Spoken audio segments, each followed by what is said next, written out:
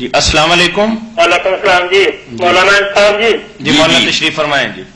ہاں جی مولانا صاحب کٹے کی قربانی کے متعلق دسو ہے جائز ہے کہ نہیں جائز؟ کٹے کی قربانی بالکل جائز ہے میرے بھائی۔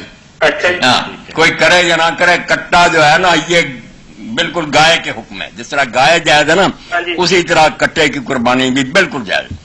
اور یہ علماء ایسا ہی کرتے ہیں کہ جب زکات کا مسئلہ ہوتا ہے نا، آپ کے پاس 15 گائے ہوں 15 بھینسیں ہوں تو کہہ دیتے ہیں 30 ہوگی، گائے پوری ہوگی، اس پر زکات لاگو ہے۔ جب قربانی کی نوبت آتی کہتے ہیں نہیں گائے اور بھینس اور یہ باتیں نہیں ٹھیک، یہ ایک ہی جنس شمار ہوتی ہیں۔ جاموس جو ہے نا بھینس بھی یہ بھی گائے کے حکم میں داخل ہے، بالکل جائز۔ بھیڑ اور بکری کی طرح۔ ہاں اور یہ ہمارے کئی ساتھی کہتے ہیں قرآن مجید میں کہا انعام 4 پائے، اور 4 پائے قرآن نے شمار کیے سورہ نام میں 4، اونٹ بکری بھیڑ اور گائے اس میں نہیں آتی۔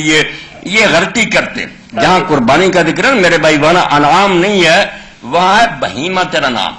اس سے دائرہ بہت وسیع ہو گیا کہ 4 پایوں کی قسم کے سارے جانور، کون جو چارہ کاٹتے ہیں، گوشت خور نہیں ہے، درندے نہیں ہیں، بھینسیں وغیرہ سب اس میں آ۔